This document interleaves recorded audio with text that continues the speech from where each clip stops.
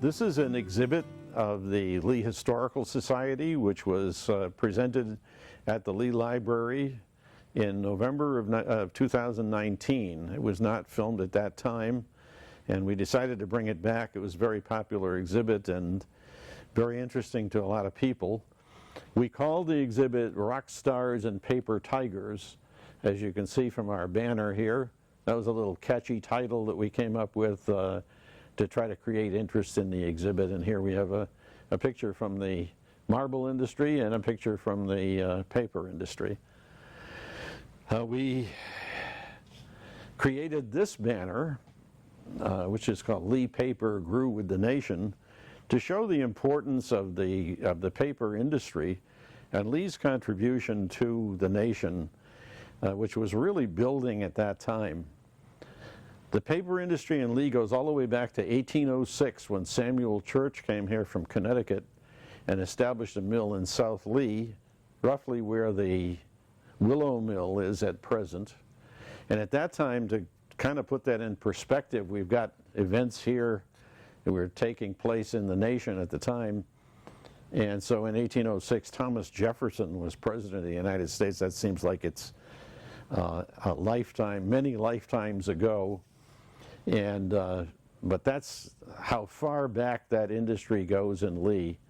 And the Lewis and Clark expedition was taking place at the same time. Then we go all the way down through the years here with the paper industry on this banner, and events that were happening in Lee on one side, and events that were happening in the nation that coincided with that development at the time. The Church family followed up with a second mill in the area of what is now the Eagle Mill in 1808, as you can see. And then smaller mills started to spring up along Water Street, and we'll talk a little bit later about the locations of these mills.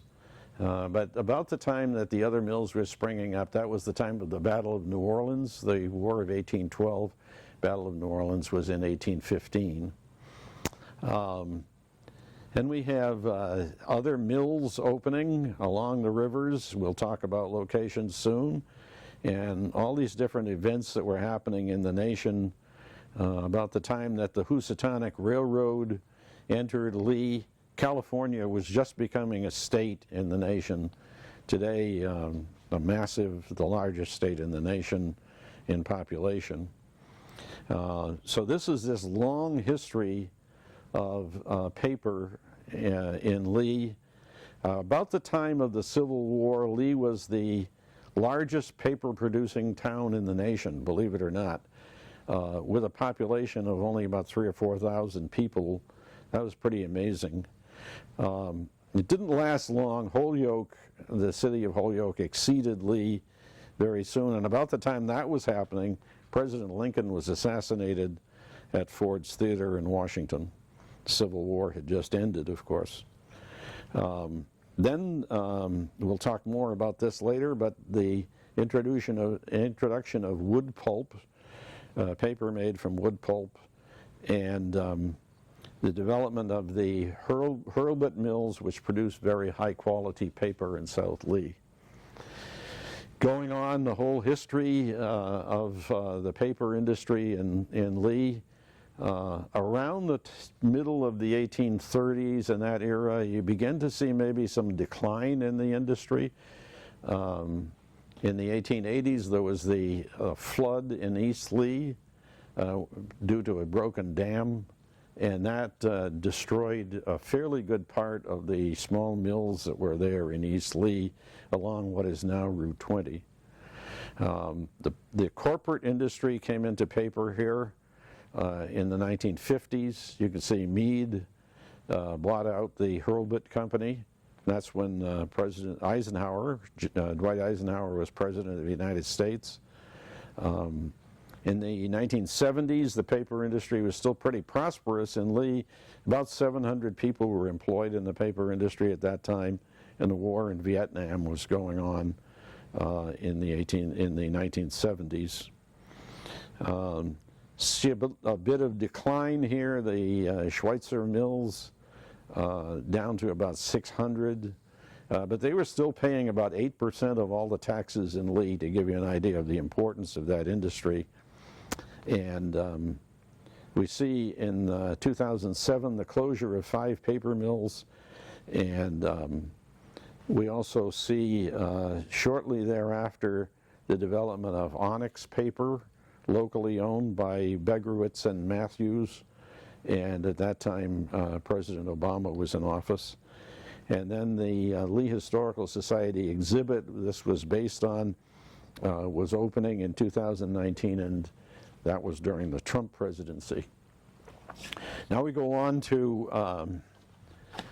talk about the locations of paper mills in Lee, because a lot of people come into town and they say, well, wait a minute, now there are 25 mills in Lee, and we see 5 or 6 old mills that are located here, but where the heck were the rest of them? Well, the ones that you see today, the ones that have survived, are mostly along the Housatonic River itself. And the Smith Paper Company was along the Housatonic River, and so was Hurlbut, the 2 big companies that developed. And each of these dots on this map shows a location of paper. I think I'm pointing to the wrong spot here, but we're in roughly the same place. This is the river right here, going all the way down into South Lee. Now there are other smaller paper mills out in East Lee. Many of those were destroyed by the flood in the 1880s that I mentioned before. But the industry was dependent on water power. So along the Housatonic River, obviously, there was a source of water power. There were dams that held back the water and gave power, continuous power. But smaller streams out in East Lee, specifically Greenwater Brook, but those along the Greenwater Brook were mostly destroyed in the flood of the 1880s. Also, there were paper mills making use of what we call Goose Pond now, and the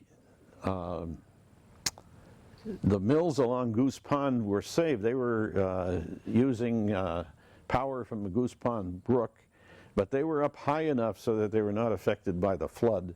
So those mills lasted longer, and in fact one of the mills is still there. The building is still there. It's called Mountain Mill, and it's there on Forest Street today, still surviving, although no longer in use since the 1990s. I don't consider myself to be an expert on the paper industry or the marble industry for that matter. And so I make apologies for that. I've been researching this and trying to learn more about it and trying to put some exhibits out that illuminate the history. But I'm no expert. In fact, there are people on our board who worked in the paper industry who know far more about paper than I do, and certainly I don't know that much about the marble industry either. But I do know how it affected the town, and I think that's a very important part of what we're trying to illuminate here, to show how hard people worked in this town to build it and to make it the comfortable place that we live today. And that's why we did this exhibit. The photography in this exhibit, by the way, was not quite up to par in some ways. It was before Bill Matthews got involved in the organization. Bill is our photography expert today, so he contributes most of the photography today. We want to cite some of the sources that were used to create this exhibit. Florence Consolati's book, See All the People. Reverend Amory Gale in 1854 wrote a history of the town. That was illuminated or added onto by Reverend Alvin Hyde. Alvin Hyde's book was actually earlier in 1835. And there's a wonderful book at the Lee Library by Judith A. McGaw, which is called Most Wonderful Machine, and that's all about the paper industry. If you want to know about the technical part of the paper industry and you want to know about how it affected the Berkshires, then Judith McGaw's book is a wonderful source. We used our collection at the Berkshire Historical Society. We used the Lee Library digital collections in doing this. And again, we thank the Lee Library for use of the facility back in 2019. We also, I should add, are always looking for items on Lee. What's in your attic refers to items, historical treasures of Lee that may be stored away somewhere in your home, and we would very much be interested in acquiring historical artifacts of Lee, and we're doing that on a regular basis. Now as we move along, I think one of the funny things about living in Lee in the paper industry, the time of the paper industry, was you had to learn the terminology. These are all names that were associated with Lee plants. They didn't say the plant on Main Street or the plant on Valley Street or wherever. They said, they named the mills. All of the mills had names, and all of these have been confirmed as names of Lee mills. Now, we all know today where the Eagle Mill is. It's been very much in the news. But who knows where the Crow Hollow Mill might have been, or the Turkey Mill, which was actually located over the line in Terringham, or the Niagara Mill, which is still standing. That's actually located in Lenox. Kind of hard to tell there as you go through Lenox and down through Lennoxdale where the mills were, or which town they're in, actually, because the river is the town line in some places and not in others. This is the scene that never was. We get a big kick out of this because this is a scene that shows 6 Smith Paper Company mills, and when you first look at it, you think, well, where the heck was that? Because it's such a big area of mills. Well, it's a composite drawing of all of the the Smith Paper Company mills, and we challenged people in the exhibit to try to figure out when that might have been, what time period that might have represented. There are some clues in here, such as railroad cars, a trolley running here, a motorized truck over here, no employee cars, so that would be another tip-off as to what era that might have been in. All of these, believe it or not, are names of paper companies that existed in Lee over the years. Smith Paper and Hurlbut probably were the 2 biggest names, and then later on, when the corporate ownership of the industry came in, we had Kimberly-Clark and Schweitzer Mudwi, which were offshoots of Kimberly, and Mead Paper Company, which of course is a very large company too. And they basically were the owners of the mills in South Lee. And here are a few pictures from the industry and some logos, signs of the times, as we call them, over the years, changing ownership of the mills. Now, early in the history of the industry, just about everything that was shipped out of Lee went by way of the Hudson River. There was trade between east and west in Massachusetts was very limited because of the hills. The hills were really a barrier to trade with the eastern part or with Boston, and so the markets were more developed in New York until the Housatonic Railroad came in. And when the Housatonic Railroad came in the middle of the 19th century, it touched off a period that became known nationally, really, as Lee Mania. And Lee Mania meant that you could get paper in large quantities from Lee, Massachusetts, by way of the Housatonic Railroad. The Housatonic went all the way down to the Connecticut shoreline, to the city of Bridgeport, and items could be shipped out very easily and more cheaply during that period, starting in the middle 19th century. And Lee paper became very, very big indeed.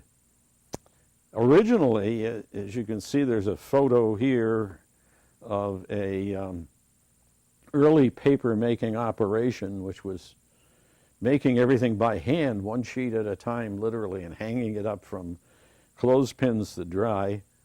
And of course, the mass production of paper required huge machines. You can see in this picture one of the Fordrenner machines that came from, originally were from Europe. And they cost about $2,000 a piece. And they began to appear in the Berkshires in the 1840s.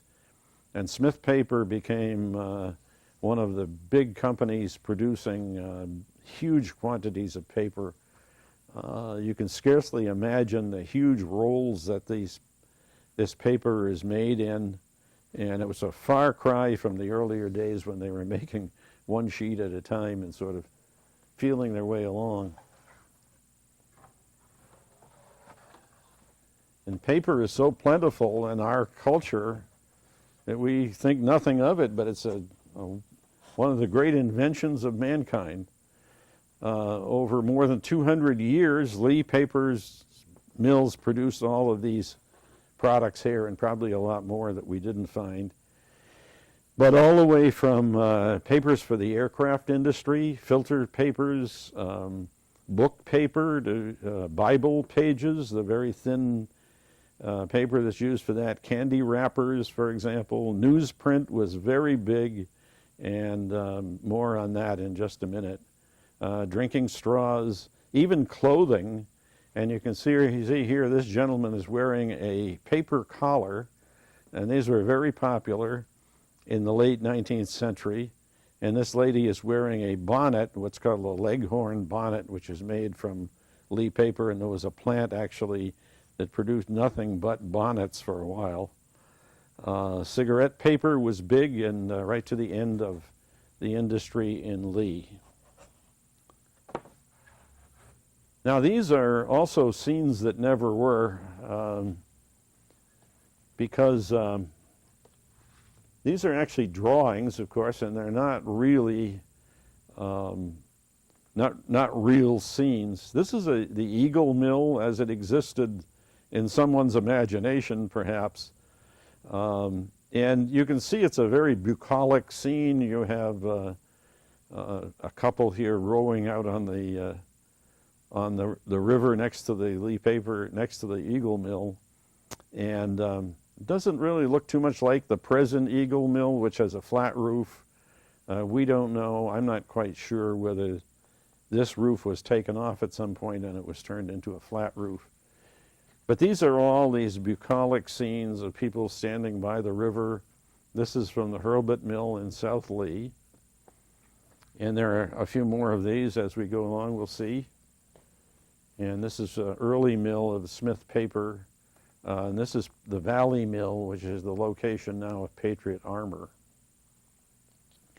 And a gentleman by the name of Mark Patel, who contributed very much to our resources on the Lee paper industry. Mark worked for Schweitzer Mudwi right up to the end of the time that Schweitzer was in Lee, and he actually went inside of a dumpster to retrieve some of these items, and he had a good sense of history, realizing the importance of some of these items, and he retrieved them and donated them to us.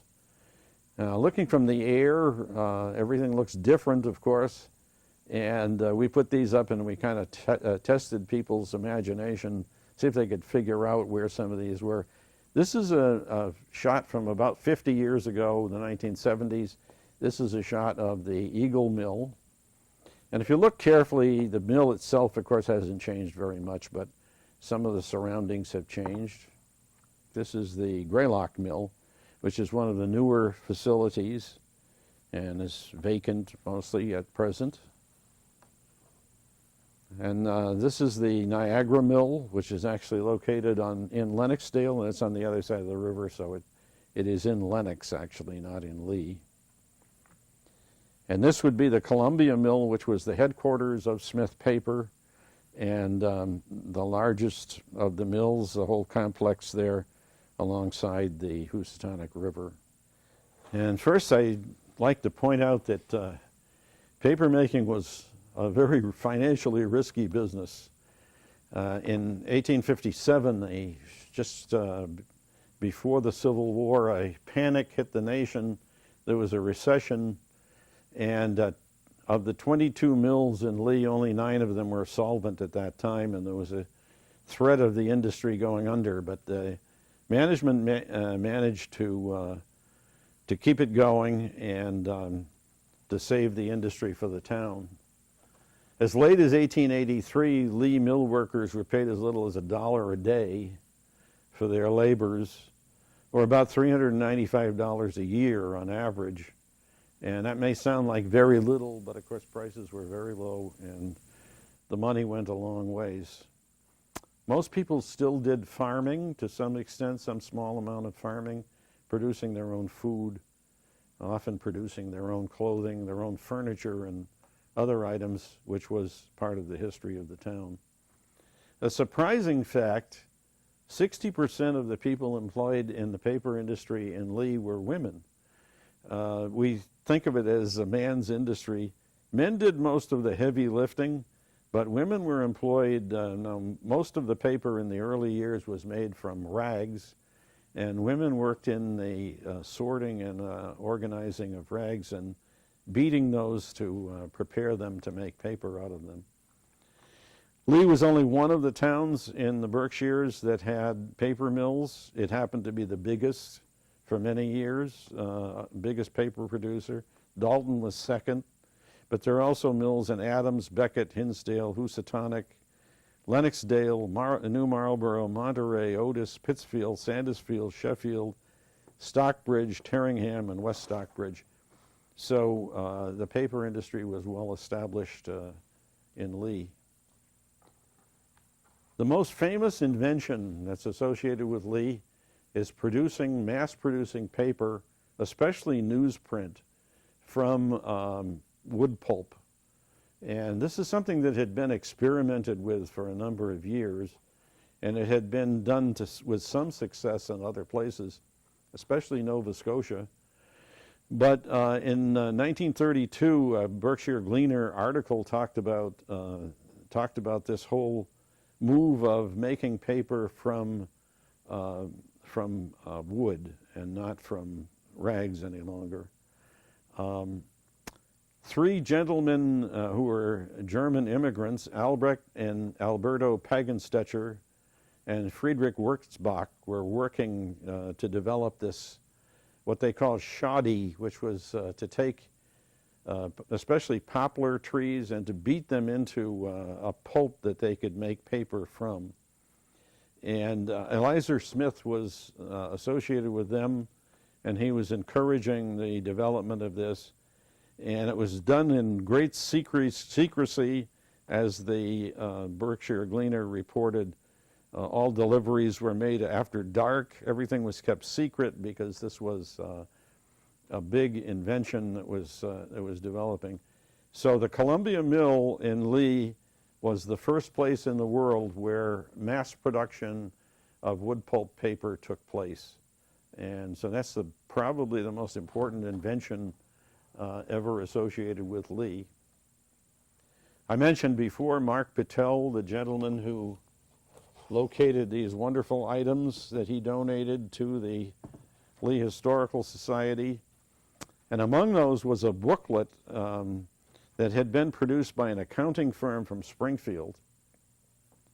And it was done in 1932, right at the in the early years of the Depression. And it's a great treasure. It's a fairly thick booklet, I think about 100 pages long. And it has everything that was owned by the Smith Paper Company at the time. And it's really a treasure. It's fun to look at this. I reproduce a few of the pages for our use here. And the Smith Paper, the total ownership, everything that the Smith Paper owned at that time was worth under $2 million, about $1,900,000. And today we talk about redeveloping the Eagle Mill and all the talk that's gone on about that. Here's one of the scenes here of the Eagle Mill as proposed a couple of years ago. And there's $60 million just to redevelop. And in 1932, that entire ownership of the Smith Paper Company would have been worth only about a little under $2 million. And they inventoried everything that Smith Paper owned. Everything short of counting paper clips, I think, so that you get some very interesting items in here. The Eagle Mill's entire value was about $475,000 at that time, according to the inventory. And just to show a few of the items, there was an Imperial oxyacetylene welder and cutter, which was valued at $114.19. There was a 1925 7-ton Mack truck, which was valued at $375. There were some bigger numbers as well. There were 2 Fordrunner machines, paper machines, those big machines we talked about before, and they were valued at just over $45,000 a piece. But then there were some tiny items in that inventory. A 54-inch drawing board was valued at $3. And they even went in and they counted the desks, and there was a clothes tree at the Niagara Mill, which was valued at $7.31. There was a 7 by 5-inch steel pulley, which was valued at $3.06. And in the report, there were a staggering amount of detail in that report. A couch worth $22, rocking chairs from the Valley Mill Hospital room valued at $7.80 a piece. Just kind of comical and fun to look at all of that. Here's more of those photographs that we think these were all created for advertising purposes, because they really show a sort of idealized view of the paper industry. This is the Housatonic Mill, which was at the location of the current Lee Post Office. This is a drawing of the Columbia Mill, and you can see people coming in their horse and wagon here. It looks like they're out for the Sunday drive or something. And again, another view of the Housatonic Mill, which would have been located right behind the main business block downtown. That mill eventually burned and is no longer there, of course. Wings Cigarettes is here. This is cigarette paper. Was one of the big items that was produced by the Smith Mills. And Wings Cigarettes was one of their big customers. Philip Morris was another. And in fact, the British American Tobacco Company actually owned the mills at one time, producing cigarette paper. So we wind up with the biggest gem of all from the Mark Patel collection, which is this map we believe to be about 100 years old. And this is a treasure. It's fading.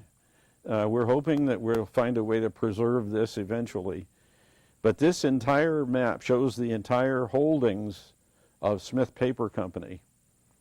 We believe this was done, we know this was done for insurance purposes, that the insurer required that they plot everything that the company owned on the map. And then we introduced some detail down here, as you can see, because the map is very hard to read.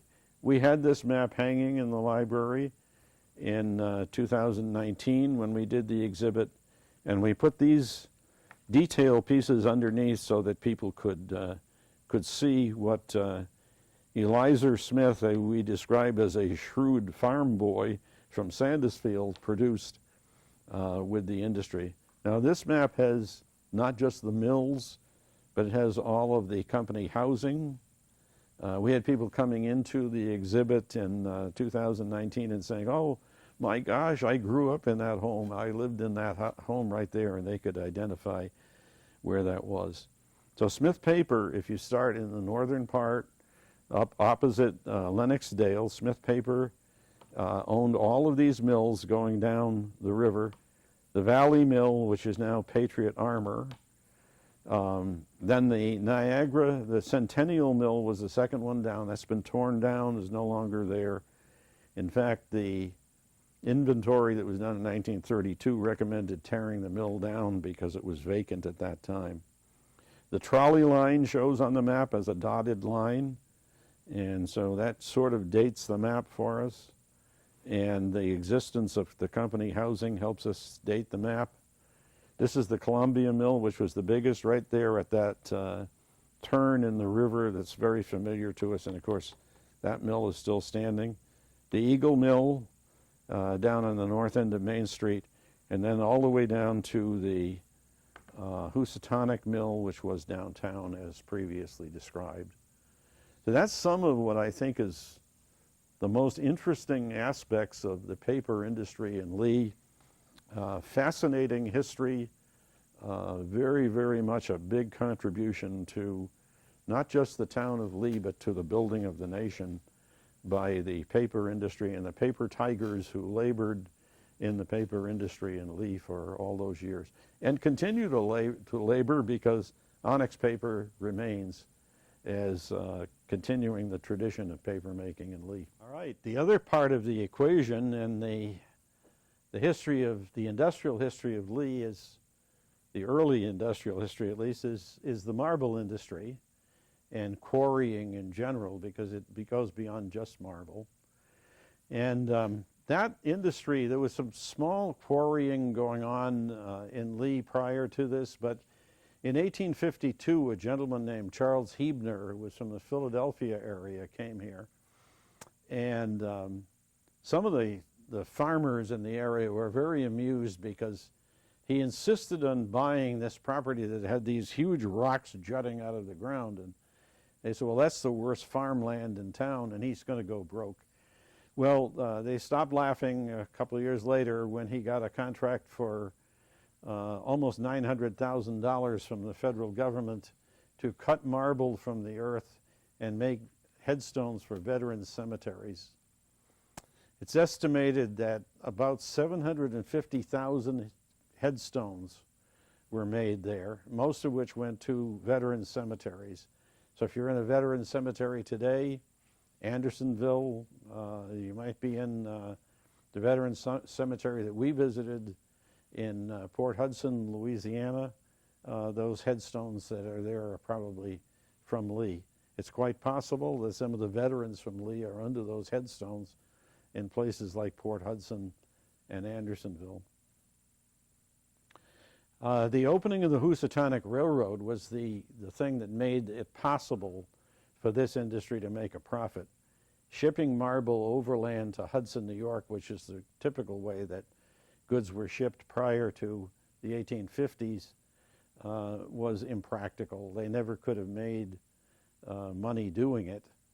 But Hebner came in after the railroad was developed, a couple of years after the railroad had opened, and he realized he owned quarries elsewhere, and he realized that this quarry was this was a place where he could establish a quarry with high quality marble that had been already documented by various folks as high quality. At the height of the marble industry, they were shipping 8 carloads a day of that's train carloads a day of marble out of Lee. So they were really hollowing out that big pit. It was a Professor Hitchcock who had first discovered that the dolomite marble, which you find in Lee, could sustain a pressure of 26,000 pounds, about twice the strength of the Italian marble that was typically being used in various places at the time. By 1854, that's only 2 years after the quarries began, about 100 men were working in the quarry every day. Very grueling, difficult work, often done by some pretty tough guys who were mostly Italian immigrants. And some of them were still Italian citizens. And they came here to make their fortune in the marble industry. That marble was worth about $125,000 a year, which today would be a sum of about $4 million.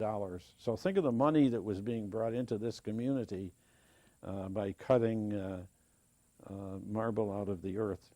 Many of the most famous buildings in America, the most beloved buildings in America, were built with Lee marble. part of the Washington Monument. If you look at the Washington Monument, there's a section up there that is very clearly different from others, and that's Lee marble. Above that spot, they used cheaper marble. Lee marble was kind of expensive, and it was a very high-quality product.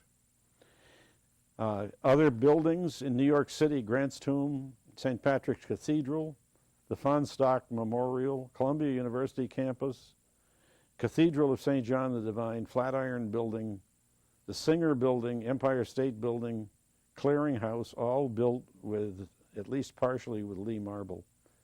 In Boston, the Boston Public Library, the State House Annex. In Philadelphia, City Hall, Girard College.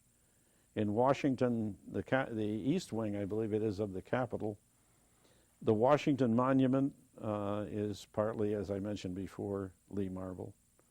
Baltimore, the courthouse in Baltimore, and even as far away as Los Angeles, the Armory. In the Berkshires, Lee Library, Lee Firehouse, the Lenox Trinity Church, which was built with marble from the Bluch marble quarry, the Ashantulli Mansion, which burned, and the remains of the marble are still there in Terringham, the Mount, Bellefontaine, and many more buildings in the Berkshires. That's Washington Monument. There's City Hall in Philadelphia. There's St. Patrick's and some of the other buildings, including the Capitol building. So what a history, starting in 1852 with this wonderful industry that came in. Very, very hard work, but also providing good jobs and bringing a lot of money into this community and building Lee and building the nation at the same time, as you can see. So we'll move along, Rich, to more about, these are scenes from inside the marble quarries, and these are mostly taken from old postcard photographs, and just a wonderful history to this industry.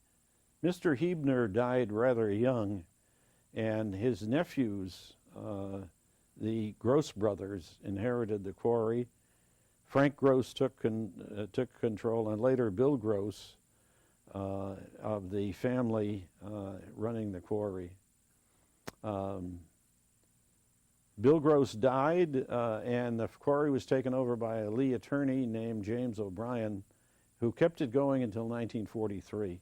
But I think you can figure that the industry was in decline.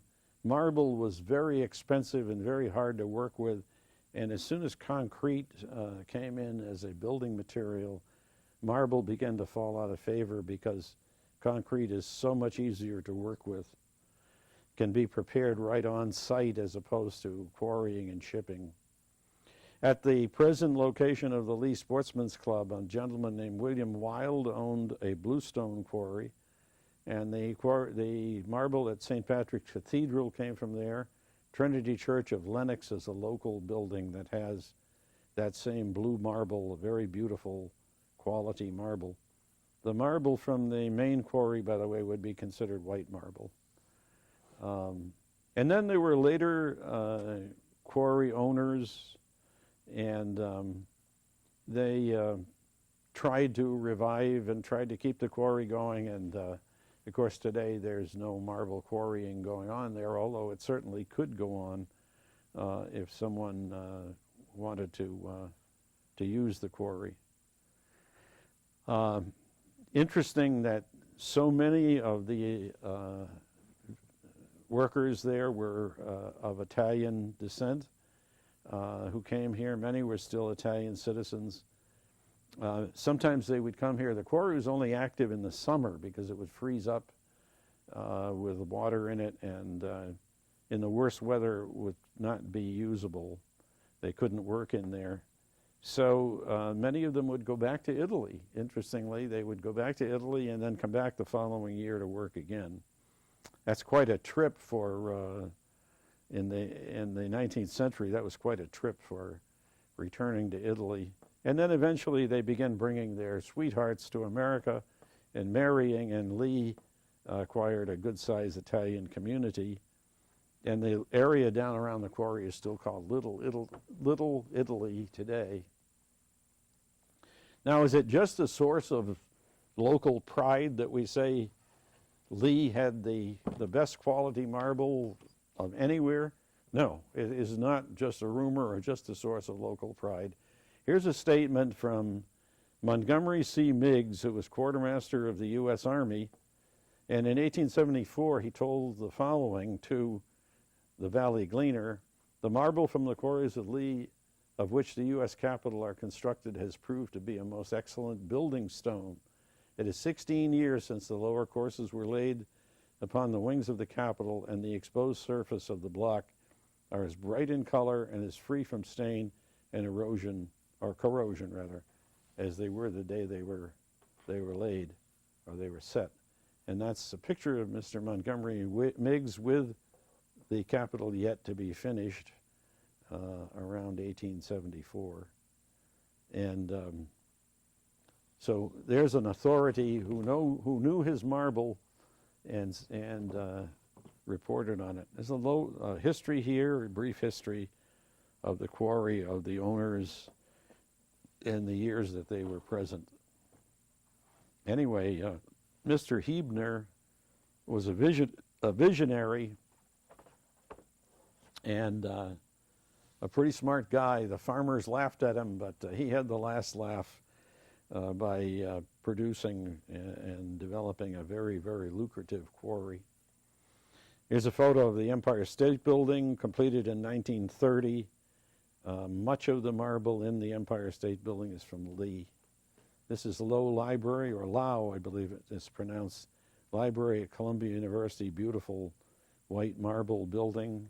As you can see, this is Girard College in Philadelphia. Locally, Edith Wharton's The Mount is built of Lee marble, largely. Grant's Tomb in New York, another very beautiful structure. The Flatiron Building, which was one of America's early skyscrapers, built with Lee marble. And the Lee Library, a very pretty, very nice local building where this exhibit was in 2019, was also built with Lee marble. Now, it's kind of amusing, I think, that in the 1930s, here were these guys working in the quarry, and they were using their derrick to lift stones that weighed between 6 and 30 tons, and very dangerous, very demanding work. But it was sort of like a local spectator sport to go and watch this work, and you could walk right near the edge of the quarry, and you could watch some of this going on. And it was sort of a local sport to take a lunch over there or something and sit around and watch this work going on at the quarry. Very, very demanding, difficult work. Originally, everything was done by hand, and in the 1850s, they began to bring in some automation in the form of what were called channeling machines. This is a photograph of a channeling machine right here. And if you look at this picture of the quarry, you can see there's a channeling machine right here in the foreground of the picture. The channeling machines originated in Vermont, and with the Steam Stone Cutter Company in Rutland, Vermont. And this orange picture here, image, is actually the reproduction of the front page of a manual that came with the cutting machines in 1893. And those are called channeling machines. They ran under their own steam power, and it really made it much easier to produce the marble. The difficulty was it also eliminated jobs, like automation usually does, and the channeling machine could do the work of a lot of laborers. So then we move on to the era in which marble is no longer prominent, but we move along to the era of limestone quarrying in Lee. And of course that industry still exists. And there's a report here from the U.S. Geological Survey in 1923. And Right now we're standing on ground that is underlaid by marble and a huge limestone deposit. So this stretches for 1.5 to 2 miles in places, and so there could be limestone quarrying in here for many, many, many years to come. It'll be a long time before we hollow out all of that limestone. And you can see here a picture from the industry. And what you don't see, you see all of this covered in white, as the quarry often was. There was a lot of this stuff floating in the air. And what you don't see here is 2 laborers working inside here. Very, very grueling work inside this limestone quarry tower down at the quarry. This is a steam engine, actually, that we see here. And 2 local gentlemen, Pete Kamali and Albert and Jenny, are up on there. Those are local families that are still here, the Kamalis and the Ingenis. And that's Albert and Jenny who operated the steam engine, moving items around in the quarry. And so that's quite a history, and there's just so much of this here under Lee and under Stockbridge and throughout the valley area is this very valuable product, limestone. You may ask yourself, what's limestone? What good is it? What is it used for?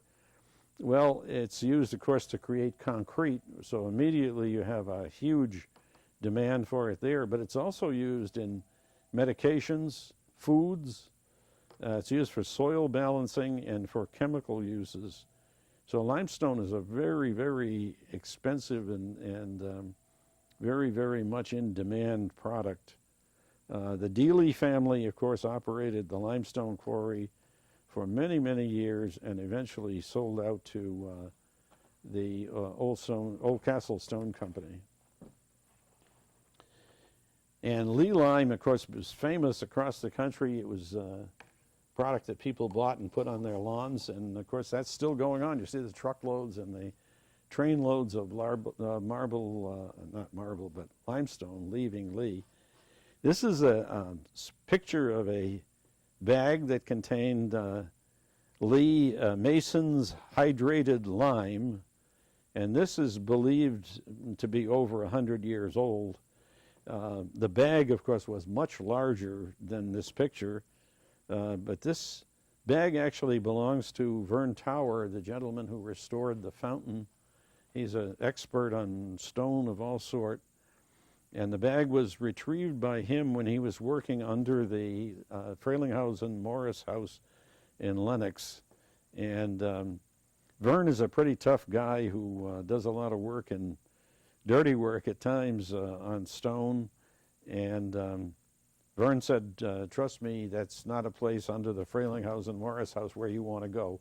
So, but he pulled that out of there, and he was kind enough to let us get a photograph of that bag, thanks to Garth Story, who's a local gentleman who does a lot for the community. So that's the story of quarrying in Lee, starting with marble and going to limestone, and we still have the history and the tradition of limestone quarrying going on in Lee today.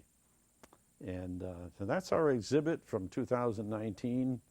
It was very successful and very interesting to folks who came to visit at that time, and we thank CTSB.